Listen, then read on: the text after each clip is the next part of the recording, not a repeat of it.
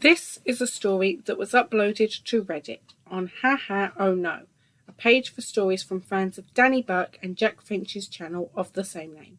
These stories are in the same format as the originals, but are not related to the original channel.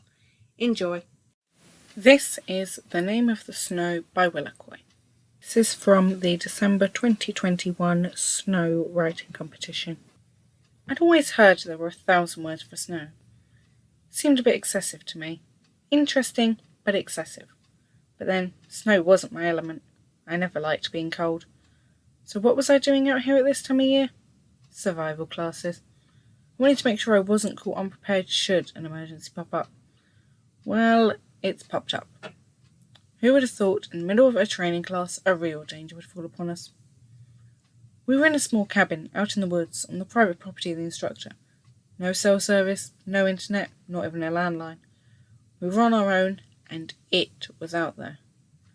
No one knew what it was. No one had ever seen anything like it before. We had no stories to rely on, no way to do research, and supplies are starting to run low. We were trying to augment the cabin's stores with hunting and foraging, but we had to be inside before darkness fell. That lesson had cost us James. Unfortunately, James was the instructor. The rest of us might as well have been children for all we knew of the woods. That thing had been prowling the woods for a few nights by then. We were supposed to be up here for about a month, then we'd go home. Another class would come up here a week later, and the cabin would be restocked. He did this all year, all kinds of weather, all sorts of students. I almost envied him in the summer months. Too bad this wasn't summer. It was a week in when the blizzard hit. Sure, snow was expected, but recent winters had been fairly light on snow. James's eyes almost lit up from seeing all that snow, but knowing how ill prepared we had been when we got here kept him from cracking a smile. Fortunately, no one had ignored his instructions about what to pack when coming up here, and he had enough equipment for everyone to learn how to use it properly. Unfortunately, a lot of us were still neophytes.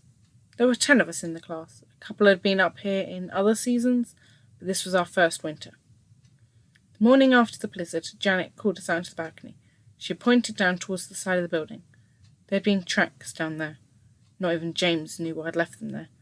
They were huge, but they also didn't seem to sink into the snow very far. How could something be that big and that light? I mean, the snow was up to the windowsill on the ground floor, but the prints were shallow?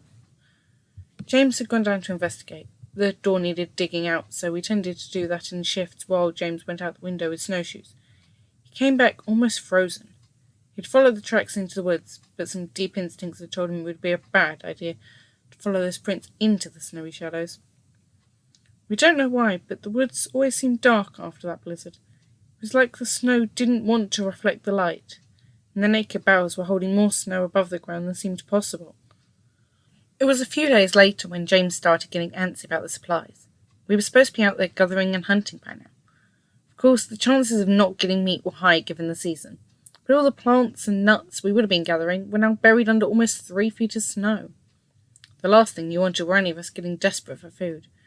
No need to cool down bad spirits. But what was out there, hiding in the snow? Even at night, the snow didn't reflect the moonlight in the clearing around the cabin. He decided a forest run in the morning. Hopefully he would make it back quickly and be able to show us in-person examples of the food we could forage. He wouldn't go at night.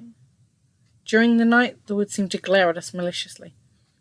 That sounds crazy, I know, but it was as if the shadows had eyes. It was staring at us. It felt like something was hungry. Something that thought we would make a fine meal. No one was willing to go out there then. Not for firewood, not for food, and definitely not for snow to melt for water.